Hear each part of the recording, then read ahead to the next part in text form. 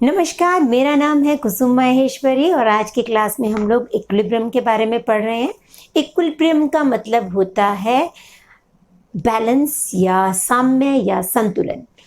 इसको लैटिन भाषा के शब्द इक्वल प्लस लिब्रा से लिया हुआ है। इक्वल का मतलब समान और लिब्रा का मतलब होता है बैलेंस, ठीक है। और हमें पता है कि जीवन में हर क्षण हर जगह पे आपको बैलेंस चाहिए होता है। तो यहाँ पर इकोनॉमिक्स में भी बैलेंस की बहुत ज़रूरत होती है, इक्विलिब्रियम की हमें ज़रूरत होती है। इसका मतलब होता है पॉइंट ऑफ रेस्ट, जहाँ पे आके दो ऑपोजिट फोर्सेस जो हैं वो एक दूसरे को इंटरसेक्ट करती है, वो पॉइंट ऑफ रेस्ट कहलाता है। वो पॉइंट जहाँ से आगे मूव करने की टेंडेंसी ख़त्म हो जाती है, यानी वहाँ पर आकर आप टिक कर रहते हो। सीटोवस्की एक इकोनॉमिस्ट हैं और वो कहते हैं, वो इसको डिफाइन करते हैं कि एक पर्सन इक्विलिब्रियम की पोजीशन में तब होता है जब उसे लगे कि गिवन सर्कमस्टांसेस में उसका बिहेवियर बेस्ट है और वो उसे चेंज नहीं करना चाहता, ठीक है। तो वो होता है इक्विलिब्रियम। अब इक्विलिब्रियम के लिए कंडीशंस क्या क्या हैं? नंबर 1 एग्जिस्टेंस है, यूनिकनेस है और फिर स्टेबिलिटी है। पहले बात करते हैं एग्जिस्टेंस की, कि एग्जिस्ट करे यानी हो, इक्विलिब्रियम की प्रेजेंस हो। कैसे होगी प्रेजेंस? यहाँ देखिए, डिमांड और सप्लाई की हेल्प से हम इसको समझने की कोशिश करते हैं कि ये डिमांड कर्व है, ये सप्लाई कर्व है, और जहाँ पे इन दोनों का इंटरसेक्शन होता है वहाँ प्राइस डिटरमिन हो जाती है। ये तो हो गया नॉर्मल केस, ठीक है। यहाँ पर इक्विलिब्रियम हो चुका है, लेकिन कुछ केसेस ऐसे भी होते हैं, जैसे फॉर एग्जांपल हम बात कर रहे हैं कि सोने की कार या सोने का पेन, गोल्ड पेन। तो गोल्ड पेन के केस में क्या होगा? उसकी प्राइस बहुत ज़्यादा होगी, तो उसकी सप्लाई प्राइस ही यहाँ से शुरू हो गई। सप्लाई कर्व उसका कहाँ है? यहाँ, इतना ऊपर, ठीक है। सप्लाई कर्व इतना ऊपर है, लेकिन डिमांड क्या है? जो प्राइस है पेन है वो तो 5 रुपये में भी मिलता है, 10 रुपये में भी मिलता है। आप ज़्यादा से ज़्यादा 50 या 100 का खरीद लो, ठीक है। तो उसकी डिमांड तो पेन की यहाँ से शुरू हो रही है, और जबकि सप्लाई यहाँ से शुरू हो रही है। सप्लाई कर्व तो क्योंकि गोल्ड का है पेन, इसलिए बहुत महंगा है, 50,000 का। तो ऐसी चीज़ में मार्केट जो है, देखो गोल्ड का पेन मिलता है मार्केट में, आम नहीं मिलता ना। क्यों? क्योंकि उसकी डिमांड और सप्लाई आपस में मैच नहीं करती। इसी तरीके से एक और केस की भी बात कर सकते हैं, जैसे फॉर एग्जांपल हवा है, पानी है। इनका क्या केस है? इनका केस आप खुद अपनी कॉपी में भी बना के देखिएगा। ये इनकी डिमांड ये है, ठीक है, डिमांड कर्व ये लेकिन सप्लाई कर्व ये है। इसका मतलब क्या है? Supply is further greater than demand. Supply बहुत ज़्यादा है, इसीलिए तो इनकी कोई प्राइस ही नहीं होती है, ठीक है ना। इनकी प्राइस नहीं होती है, पानी की अब होने लग गई है। और यदि दिल्ली जैसे शहरों में जाएंगे तो हवा की भी प्राइस होती है, ऑक्सीजन पार्लर्स खुले हुए हैं। लेकिन यहाँ पे नॉर्मल केसेस में हम बात कर रहे हैं, स्पेस है, इन सब चीज़ों की, या खुला वातावरण है, तो इन सब चीज़ों की डिमांड जितनी है उससे ज़्यादा सप्लाई है, इसलिए यहाँ पर इक्विलिब्रियम नहीं होता। और इक्विलिब्रियम नहीं होगा तो एक पॉजिटिव प्राइस नहीं होगी। तो एग्जिस्टेंस के लिए क्या चाहिए कि डिमांड और सप्लाई कर्व दोनों एक दूसरे को काटें और एक पॉजिटिव प्राइस पे काटें, तो जो है इक्विलिब्रियम होता है। तो ये हो गया केस एग्जिस्टेंस का। अब बात करते हैं यूनिकनेस की। तो यूनिक क्या होता है? Everybody is unique. हम कहते हैं कि हर व्यक्ति यूनिक होता है, तो यहाँ पर इक्विलिब्रियम को भी यूनिक होना पड़ेगा, क्योंकि यदि आपका डिमांड कर्व और सप्लाई कर्व मान लीजिए ऐसा है, ये आपका डिमांड कर्व है और ये आपका सप्लाई कर्व है, ऐसा बन जाए कुछ, ठीक है। तो ये इंटरसेक्ट तो कर रहे हैं, एग्जिस्टेंस तो है, पर प्रॉब्लम है कि इतनी दूर पर आप क्या कहोगे, ये P1 प्राइस है, P2 प्राइस है कि P3 है? कई रेंज पे हो गया ना। एक पर्टिकुलर पॉइंट पे इक्विलिब्रियम का होना ज़रूरी है, जैसे ये हुआ, ठीक है। तो यूनिक इक्विलिब्रियम जरूर चाहिए, यूनिक होगा तभी वहाँ पर मार्केट जो है काम कर सकता है।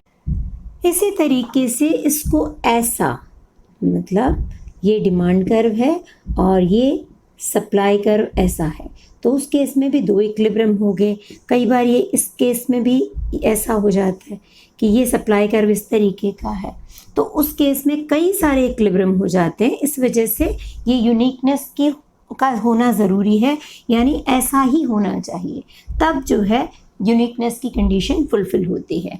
नेक्स्ट कंडीशन आती है स्टेबिलिटी की, कि स्टेबल होना चाहिए। स्टेबल होने का मतलब है कि इन केस यदि कोई डिस्टर्बेंस होती है तो वापस से हम क्या उस पोजीशन को रीगेन कर सकते हैं, वापस हम उसी पोजीशन पे आ जाते हैं, तो इक्विलिब्रियम जो है वो स्टेबल है, अदरवाइज अनस्टेबल है। फॉर एग्जांपल ये देखिए, ये डिमांड कर्व है, ये सप्लाई कर्व है। यहाँ क्या है कि इस पोजीशन में ये क्वांटिटी डिमांडेड और ये प्राइस है। यहाँ पर एक्सेस डिमांड क्या है, 0। कैसे एक्सेस डिमांड क्या होती है, जहाँ पर डिमांड और सप्लाई एक दूसरे के बराबर है, दोनों में से कोई कम या ज़्यादा नहीं है, दोनों बराबर हैं, एक जगह पे इंटरसेक्ट कर रहे हैं, वहाँ एक्सेस डिमांड इक्वल्स टू 0। लेकिन जहाँ पर मान लीजिए इस पोजीशन की बात करें, ठीक है, इस पोजीशन में क्या है, सप्लाई ज़्यादा है, डिमांड कम है। यहाँ पर आप देख पा रहे हो ये सप्लाई इतनी है और डिमांड इतनी है, ठीक है। तो यहाँ पर एक्सेस डिमांड क्या है, नेगेटिव, ठीक है।